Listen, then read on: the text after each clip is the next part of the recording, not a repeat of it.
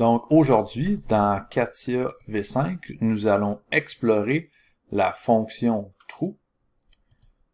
Je vais rétablir la position de mes barres pour récupérer mon onglet juste ici. Et là, voyez-vous, j'ai la fonction trou. Je la sélectionne et je vais aller cliquer sur la surface de support. Ma première étape va être de faire une esquisse de positionnement. Le point que vous voyez à l'écran est utilisé pour centrer mon trou.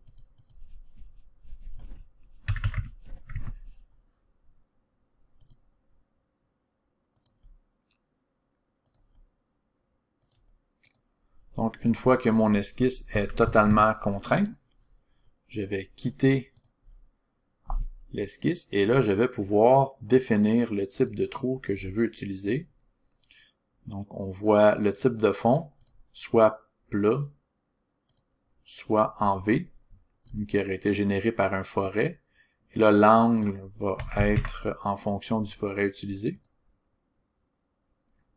J'ai la fonction borne qui est la condition de fin, qui est une distance fixe. Donc ici, je pourrais avoir une profondeur de 25 mm. Je peux voir l'aperçu. Évidemment, le diamètre, qui est une option plutôt essentielle. Donc là, je vais pouvoir faire varier mes trous. Là, ici, j'ai différents paramètres que je pourrais utiliser pour mes trous. Je vais seulement déplacer un petit peu ma fenêtre.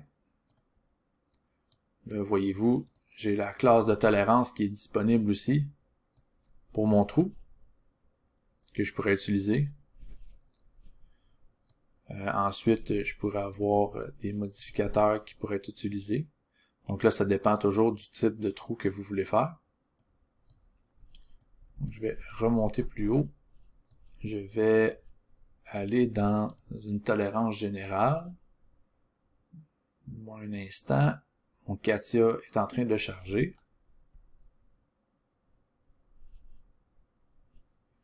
Et là, ici, je pourrais avoir des tolérances en fonction des normes. Et ici, j'ai mon plus ou moins. Ou je pourrais tout simplement avoir une dimension de 15. Ensuite, je peux passer à un autre type de condition de fin. J'ai jusqu'au suivant, qui va passer à travers toute la pièce pour se rendre jusqu'au suivant. Jusqu'au dernier, passer encore là à travers toute la pièce jusqu'à la dernière surface. Jusqu'au plan, je dois sélectionner le plan. Donc si je fais l'aperçu, je vais être à travers tout. Et ensuite, si je vais jusqu'à la surface, encore là, je dois choisir la surface. La différence entre plan et surface, plan doit être plat, surface peut être courbe. Donc je vais retourner avec une dimension fixe de profondeur de 25, disons.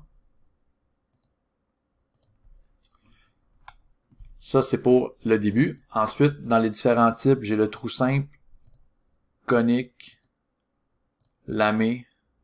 On voit les prévisualisations de ce à quoi peut ressembler les trous. Ensuite, je peux aller à chanfreiné. Je peux aller à lamé chanfreiné. Donc, si je fais un aperçu. Je vais retourner à simple. Et ensuite, dans la définition du taraudage, je pourrais choisir un trou taraudé en pas épais. Là, ensuite, je vais pouvoir aller choisir le type de trou qui m'intéresse. Donc, si je pourrais aller choisir un M10. Je pourrais faire un pas à droite, un pas à gauche. Donc, on choisit ce qui nous intéresse. Donc, ici, je vais choisir un M14 1.5. J'aimerais avoir lamé chanfreiné parce que je décide d'utiliser une vis conique et je cherche à encastrer la tête. Ma profondeur serait de 35. Donc si on regarde les résultats, ça me crée un trou. Si vous cherchez à créer plusieurs trous à la fois, vous allez devoir utiliser la fonction trou multiple. Ça fonctionne sensiblement de la même façon. On va aller créer un esquisse. Sauf que cette fois, on va pouvoir ajouter plusieurs points dans notre esquisse. Et quand on va sortir de l'esquisse, si on regarde la prévisualisation, il va y avoir un trou à chaque emplacement où j'ai positionné un point. Donc on peut confirmer. Et ensuite, si on veut rajouter des points, on peut retourner ici dans l'esquisse de multitrous. Je vais aller me rajouter un point. Évidemment, on doit prendre le temps de contraindre nos esquisses. Donc là, ici, il faudrait s'assurer que nos points soient totalement contraints, donc pas juste déposés sur la pièce. Donc, je peux ressortir de mon esquisse, et là, voyez-vous, il y a un trou qui se rajoute. Donc, dans multitrou, c'est possible, dans trou, ça ne l'est pas. Ça pourrait être un avantage de toujours utiliser multitrou si on veut rajouter des trous ultérieurement. Sinon, s'il y a un trou qui est déjà existant, on peut toujours aller utiliser aussi la répétition rectangulaire. Et là, après, aller choisir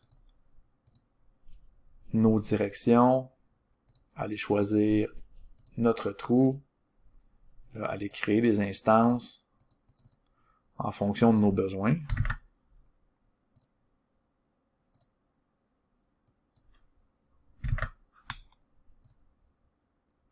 Donc là aussi, ça pourrait être une option d'aller créer des trous qui ont été faits avec la fonction trou, donc un seul trou à la fois, puis ensuite créer une répétition. Ça dépend de vos besoins.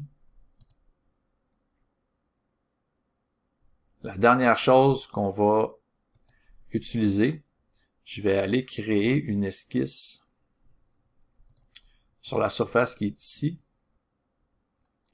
Je vais ajouter une ligne en angle que je vais contraindre avec le côté, disons, à 24 degrés. Ça va me servir de trajectoire. Pourquoi trajectoire? Disons que vous avez un besoin de réaliser un trou qui est en angle. On pourrait penser que la première approche la plus utile serait de créer un plan en angle et ensuite d'aller réaliser le trou en utilisant la fonction trou ou multitrou avec comme support le plan qui est en angle. Mais c'est aussi possible d'aller créer une courbe guide, aller dans la fonction exemple trou, choisir la surface de référence. Pour déposer notre esquisse, on va aller, là je vais prendre le temps d'aller contraindre le point qui représente le centre de mon trou. Là, ici, vous comprendrez que c'est des valeurs arbitraires pour faire un exemple. Une fois que je suis totalement contraint, je vais quitter l'esquisse, mais cette fois dans la direction, plutôt que d'utiliser le normal à la surface, je pourrais aller utiliser une courbe guide. Et là, voyez-vous, le trou sera orienté en fonction de la courbe guide que j'ai créée. Et là, ça me donne un trou en angle. Donc, une fois que ça c'est fait, là, ensuite, on peut faire des multitrous, on peut faire des répétitions de trous pour répondre à nos différents besoins. Donc, c'était un petit tutoriel sur comment exploiter de façon un petit peu plus approfondie les fonctions trous dans CATIA V5.